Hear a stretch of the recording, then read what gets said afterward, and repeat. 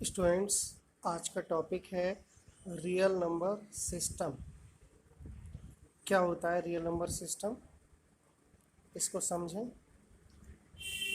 The real number system is the foundation on which the whole branch of mathematics known as real analysis.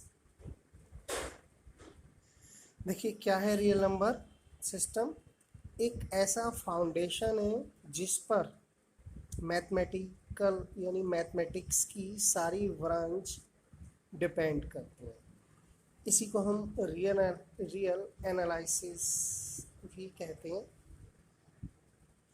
देखिए, the binary composition of addition यानी plus and multiplication multiply, दो binary composition है, plus और multiply, processing a number of properties या exams.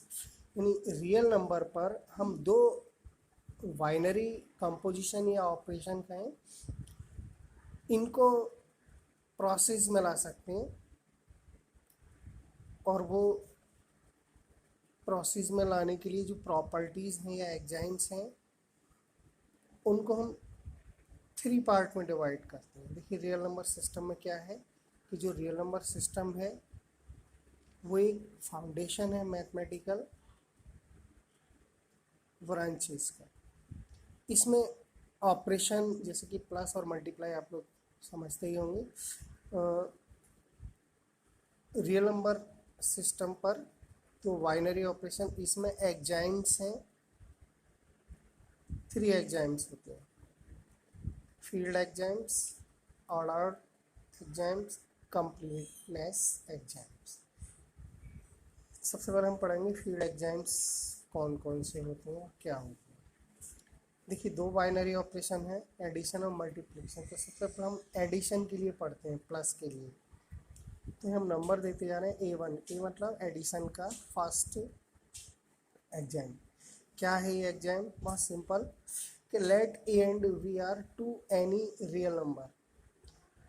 हमने दो real number लिए, कोई से भी, और क्या किया, उनको प्लस किया। If a plus b, plus क्यों किया? क्योंकि एडिशन ऑपरेशन है यहाँ हमारे पास। If a plus b is unique real number, यानी यदि कोई दो रियल नंबर है और उनका क्या करें हम, एडिशन। तो एडिशन करने के बाद जो भी क्वांटिटी हमें मिलेगी वो क्या होनी चाहिए? Unique real number. मतलब रियल नंबर होना चाहिए और यूनिक होना चाहिए। यूनिक मतलब एक वैल्यू होनी चाहिए, एक से ज़्यादा नहीं होनी चाहिए। जैसे हम एग्जाम्पल लें 2 + 3 5, तो 5 के अलावा कुछ नहीं हो सकता। इसलिए 2 और 3 क्या हैं? दोनों रियल नंबर हैं और 5 भी रियल नंबर है। लेकिन 2 + 3 = 5 के अलावा कुछ नहीं, इसलिए 2 + 3 क्या हुआ, उसकी जो वैल्यू आई वो 5 यूनिक हुई। तब हम ये कहेंगे कि जो हमारा रियल नंबर का सेट है वो क्लोज्ड है। किसके रेस्पेक्ट? प्लस के। दैट इज़, हमको मैथमेटिकल फॉर्म में ऐसे लिख सकते हैं कि A + B belongs to R for every A, B belongs to R। यानी A फॉर एवरी, यानी सभी A और B जो कि रियल में है। मतलब इसका मतलब ये हो गया सारे रियल नंबर का जो एडिशन है वो रियल ही होना चाहिए। इसे कहते हैं हम क्लोजर प्रॉपर्टी भी कहते हैं। देखिए आगे A2, addition is associative. Addition क्या होता है? एसोसिएटिव होता है। दैट इज, इसकी फार्मूला ये है मैथमेटिकल फॉर्म में कि A + B + C equal to A +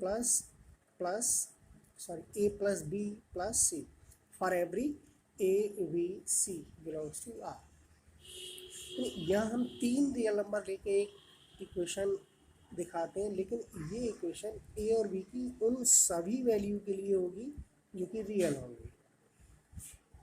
तो इसका मतलब क्या है कि हम जो v + c है उसकी वैल्यू हम फाइंड आउट करें, उसके बाद a प्लस करें। राइट हैंड में देखें a + b, यानी पहले हम a और b का प्लस करें, उसके बाद c का प्लस करें। तो दोनों सेम होने चाहिए। इसी को हम एसोसिएटिव प्रॉपर्टी कहते हैं या एग्जाम के हैं। A3, addition is commutative. Addition क्या होता है? कम्यूटेटिव। कम्यूटेटिव की प्रॉपर्टी ये होती है कम्यूटेटिव को लिखने का तरीका, a plus b equal to b plus a for every a comma b belongs to R. तो ये इसलिए लिखते हैं कि यहाँ हमने ए और बी दो रियल नंबर के लिए दिखाया है, लेकिन ये जो इक्वेशन है वो सेटिस्फाइड होगी उन सभी रियल नंबर के लिए। देखिए A4 the identity element is zero. हम जानते हैं एडिशन का जो आइडेंटिटी होती है वो ज़ीरो होती है।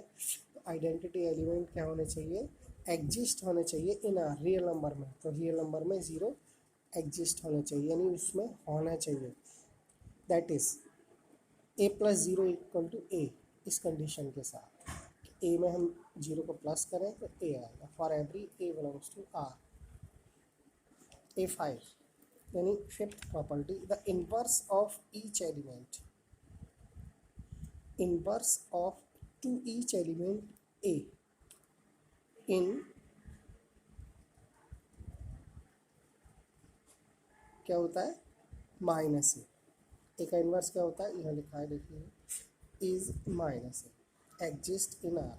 मतलब कि ए लिखा है टू ईच एलिमेंट ए, सभी एलिमेंट के लिए उसका इन्वर्स जो कि माइनस ए होता है एग्जिस्ट होना चाहिए इन आर यानी रियल नंबर के सेट में, सच दैट ये फार्मूला सेटिस्फाइड होना चाहिए कि a plus minus a equal to zero.